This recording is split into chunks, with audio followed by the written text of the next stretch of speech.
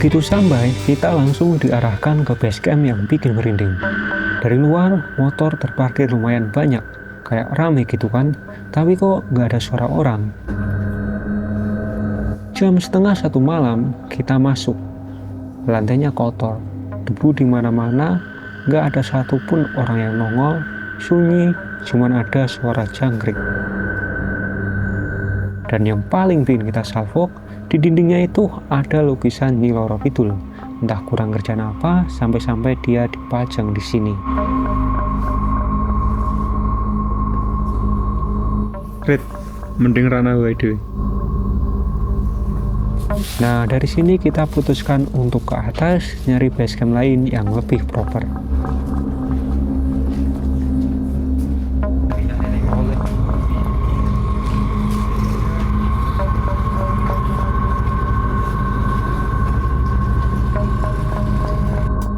Jadi, basecamp serem yang tadi akhirnya kita tinggalin dan pindah ke basecamp baru. Ada beberapa orang yang sudah tidur nyenyak dan suasananya langsung beda. Lebih rapi, lebih cerah, dan lumayan bersih. Saatnya bongkar-bongkar perbekalan, nyiapin semuanya buat besok. Malam ini kita istirahat dulu.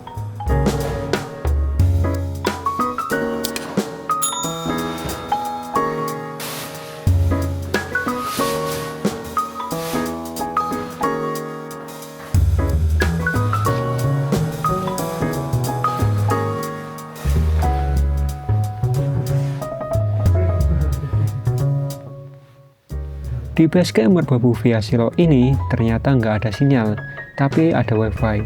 Kirain gratis, pas kita klik, malah diminta kode voucher. Ya udahlah, udah tengah malam juga, waktunya tidur.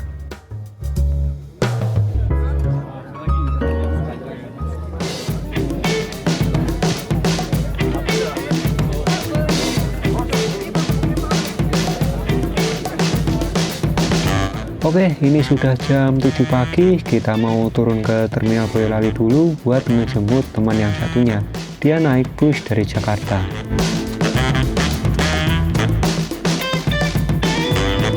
Pendakian Merbabu Via Silo ini buka jam 8 pagi.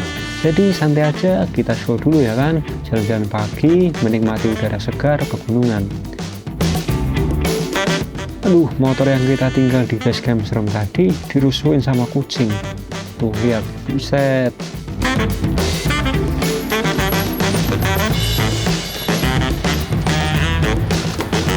Ini kita sudah di pasar, sarapan dulu, habis belanja-belanja kekurangan logistik.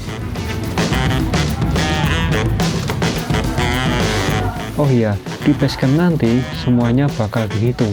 Jadi dikasih listnya tuh, apa saja yang akan kita bawa, dan nanti pulangnya juga bakal dicek, sampahnya lengkap apa enggak.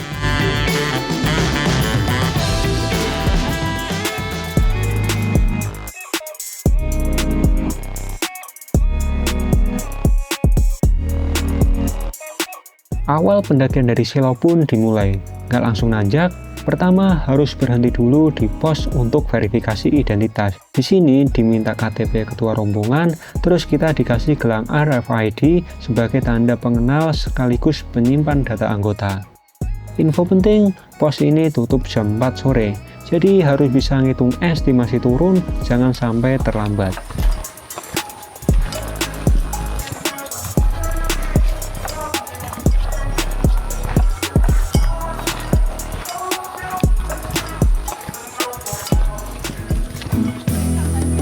Sampai di pos 1, kita istirahat sebentar. Banyak pendaki lain yang juga pada duduk layah-layah ngisi tenaga. Kita makan ringan dulu buat nambah energi sambil ngobrol dikit.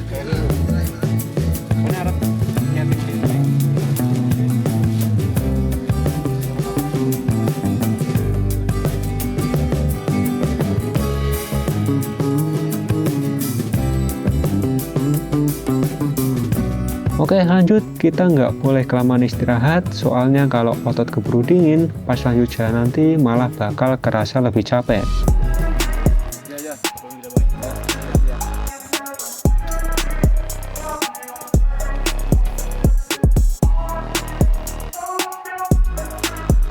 Perjalanan lanjut menuju ke pos 2. Di sini vegetasinya masih rapat, Pohon-pohon tinggi menjulang di kiri kanan jalur, udara lebih adem, suasananya cukup tenang.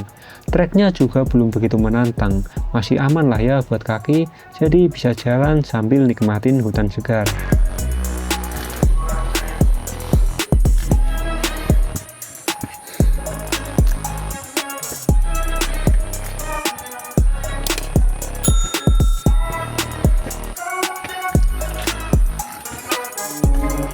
Sampai di pos 2, suasana mulai gerimis. Nggak sempat banyak ngerekam karena hujan sudah mulai turun. Singkat cerita, akhirnya sampai juga di pos 3. Kabut masih tebal, di sini banyak area datar yang dimanfaatkan para pendaki lain untuk mendirikan tenda. Kita juga berhenti dulu makan siang dari bekal ayam geprek yang tadi sempat dibeli di pasar. Lumayan kan daripada repot masak di jalan.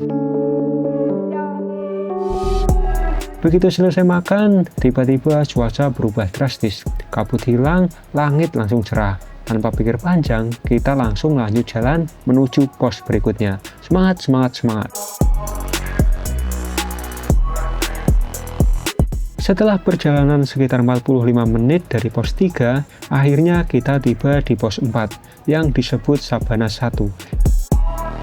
Ini sebenarnya pos resmi untuk ngecamp. Banyak pendaki pilih berhenti dan mendirikan tenda di sini. Sayangnya, camp area pos 4 ini masih terlalu jauh dari puncak. Jadi kita putuskan lanjut jalan menuju ke pos 5, camp area paling populer di Merbabu.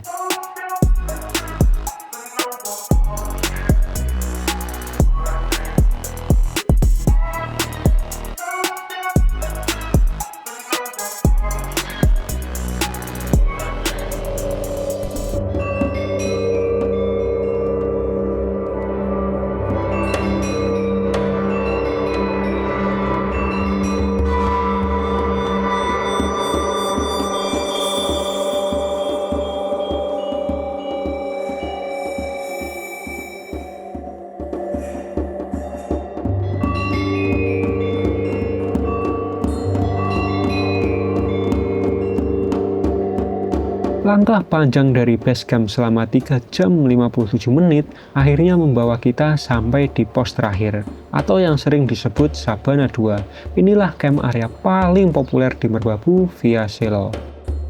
Hamparan rumput terbuka, dikelilingi bukit-bukit, angin berhembus pelan, ada rasa lega tapi juga bingung. Di mana nih spot yang paling cocok buat mendirikan tenda?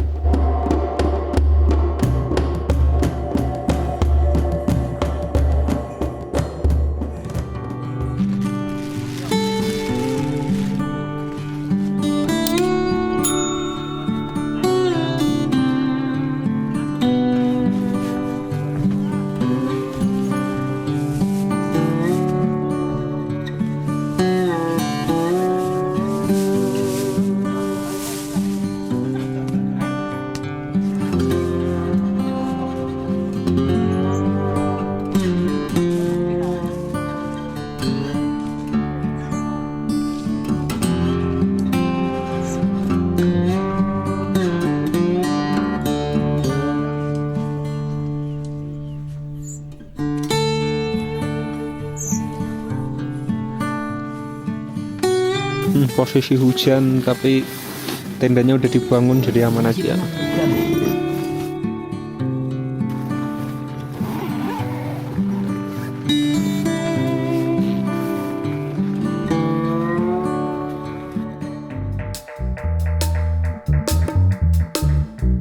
Ya, sudah malam, saatnya untuk masak-masak buat makan malam.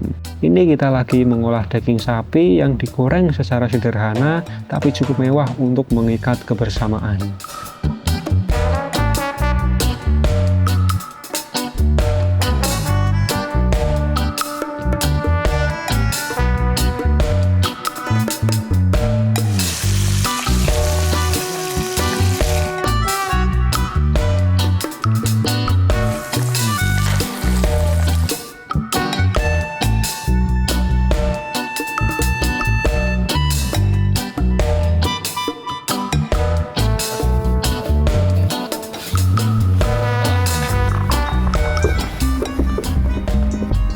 Jam setengah 4 pagi, persiapan sunrise attack. ngopi-ngopi dulu, ngopi air putih hangat sama sarapan.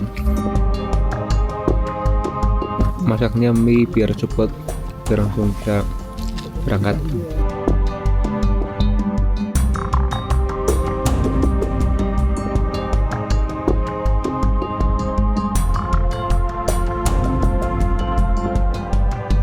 Ada persiapan bawa logistik, ada air, roti tawar sama jajanan yang lain. Cuman 1 botol biar ringan naiknya. Persiapan summit attack.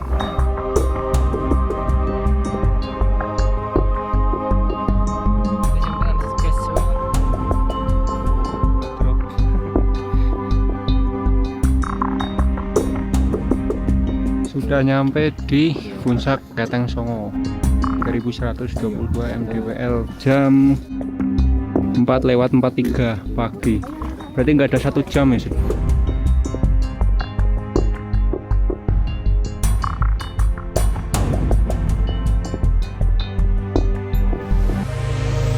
Setelah menahan dingin yang lumayan lama, akhirnya muncul juga tuh sunrise-nya, meskipun masih tertutup awan.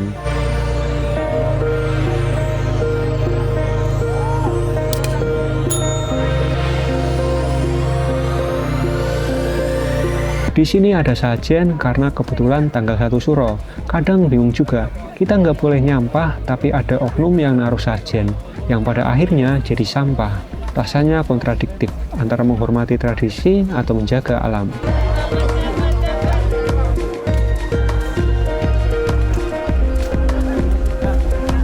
Ramainya orang sampai susah buat foto-foto, soalnya pendakian kali ini kebetulan tepat pas weekend. Tapi pemandangannya benar-benar bisa ngebayar semua lelah di sepanjang perjalanan. Nggak nyesel kesini, asli. Cuaca di puncaknya itu sangat labil. Dari yang berkabut, tiba-tiba jadi cerah kayak gini, terus langsung berkabut lagi.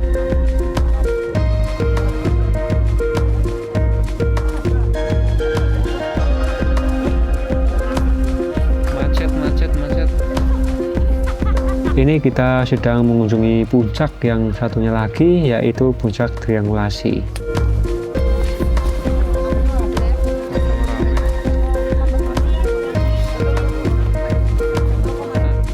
Oke, karena masih kurang puas, sebelum balik ke basecamp Selo, kita turun dulu ke arah jalur Swanting untuk mengunjungi salah satu sabana tercantik di Pulau Jawa.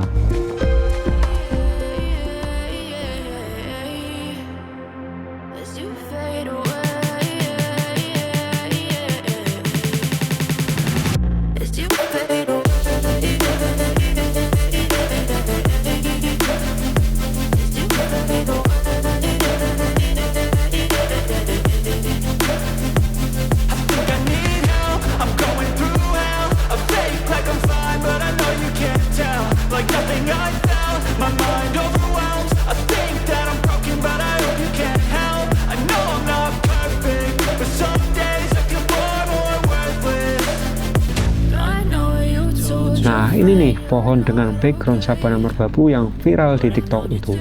Tapi kita lewatin aja karena antrian buat foto-fotonya sangat panjang. Terlebih lagi juga kita nggak punya banyak waktu karena sebelum jam 4 sore kita sudah harus sampai di basecamp Selo.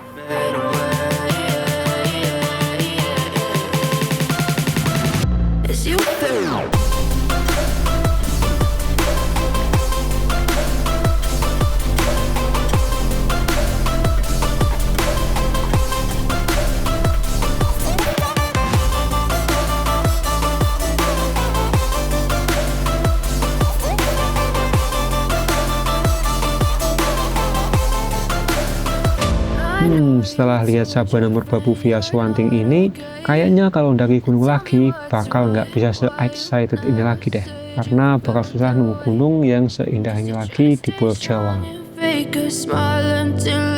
Nah oke, saatnya kita pulang dari jalur basecamp Swanting ini. Kita naik ke puncak lagi, habis itu kita turun ke arah basecamp Selo, karena kita nggak boleh lintas jalur pendakian.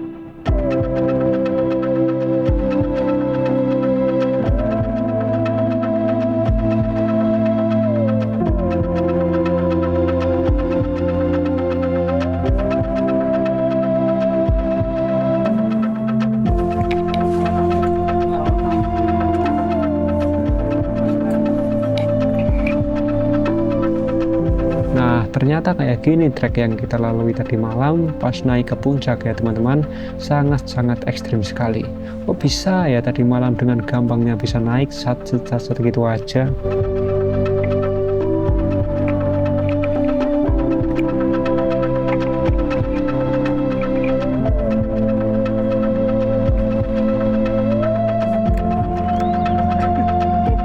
Di sini udah mulai kerasa nih lututnya, senat-senut, banyak yang istirahat juga, padahal nggak bawa apa-apa. Kayak naik sama turunnya itu justru malah lebih capek turunnya.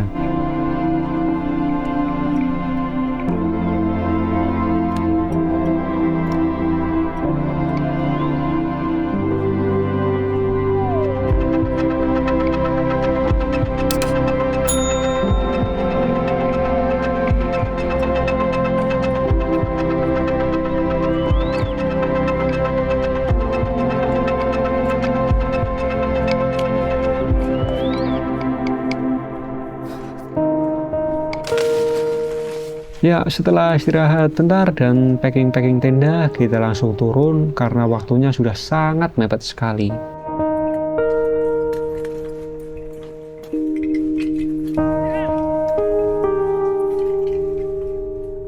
Ini asli jalur turunnya itu lebih kerasa di kaki ketimbang pas naiknya. Dan jalur pendakian Merbabu yang katanya paling ramah buat pemula ini ternyata malah jauh lebih ekstrim ketimbang gunung-gunung lain yang pernah kita daki.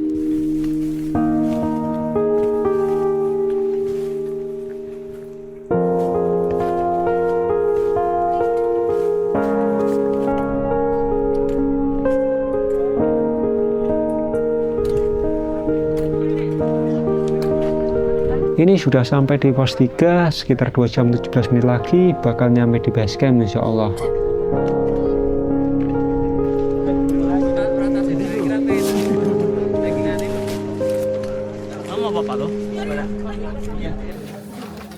Sesampainya di base camp, waktunya menghitung semua sampah yang kemarin kita bawa ke puncak. Ada petugasnya yang buat ngecek. Baliknya harus lengkap, nggak boleh ada yang tertinggal. Setelah selesai, kita check out, ngembalikin gelang RFID, ambil KTP, dan pulang. Selamat tinggal Merbabu, gunung tercantik yang pernah kita daki sejauh ini. Sampai jumpa di lain hari, bye-bye.